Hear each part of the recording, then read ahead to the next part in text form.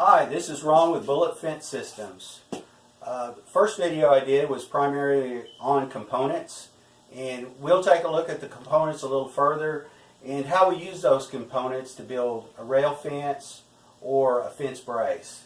So let's look at a real simple brace. This would be an H brace if we were just to look at this section, and we would actually have two of these one-way bands. One would be on each post. We'll also look at the two-way band, which would be if we were doing a double brace, or we could simply use another one-way band to slide over the top of our first one-way band, and that would also make a double brace. So product's really versatile. Sometimes it's just a matter of what you want. Obviously, with each of these one-way bands, we would be able to make it, we could adjust it to any angle. So those are actually a little more versatile. We're pretty limited in what turn we can make here. Really, we're looking at a straight section. But this also keeps everything in a vertical line that makes it look really nice. So the other band we discussed earlier was our 90-degree corner, and so we have a welded section, and then we have where we clamp to the post itself. So that's what that would look like in an application. So let's talk a little bit about the different ways we can install these.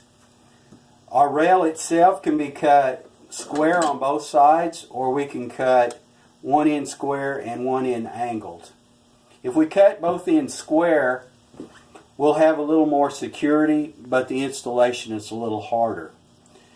Because we have both ends square, the typical install would be, as on my first instructional video, would bring the band down with the pipe at the same time, and then we would tighten our band to our post.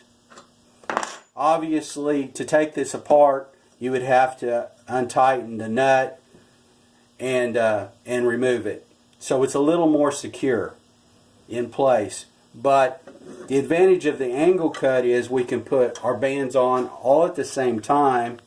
We make that cut, and that angle allows us to drop that rail in place. And so it's just a quicker way. We don't have to get an end wrench here on the end, and it makes it a little bit faster. In either method, the last stage is to lift the sleeves in place and then tighten the nuts. One other advantage of the angle cut is it limits the range of motion because we've got this cut in at an angle. The pipe cannot spin physically that way. Otherwise, what we're counting on with square cuts is we're going to tighten this flange nut down really tight, and when we do, it's going to squeeze our pipe and it will not allow it to turn. So that's the basic installation and some principles to use when building either a fence or rail system. I will review this one last item quickly, and it's the angle brace. Obviously, the only difference in our component is the sleeve itself, and these are identical, but our install is the sleeve will be 180 degrees opposite of the other, and we have more adjustment range with this angle brace than we do with the straight version.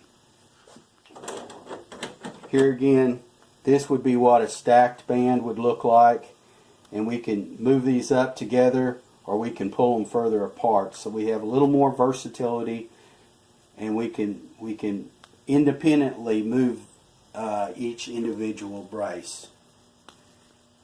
So those are the basic ways to do the install. And I'll get back with you and we'll take a look at some field situations and actually the construction methods for brace and rail. Thank you.